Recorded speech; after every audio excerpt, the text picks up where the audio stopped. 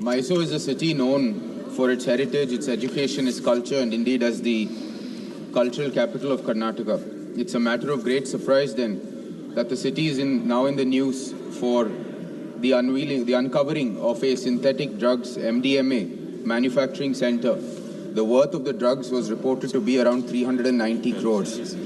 Sir, this drug manufacturing unit was in plain sight of the authorities, and yet no action was taken by the Karnataka police.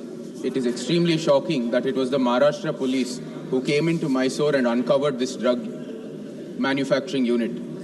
When asked about this, the Home Minister of Karnataka simply said, "We failed." It's this lax attitude that is creating and indeed weakening our law and order institutions in Karnataka. Recently in Udaigiri as well, when the police station was attacked, no action was taken on the perpetrators of the attack.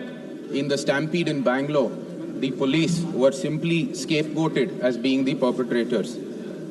This synthetic narcotics points towards a very operation that is extremely crucially hampering lives in Mysore, especially the youth.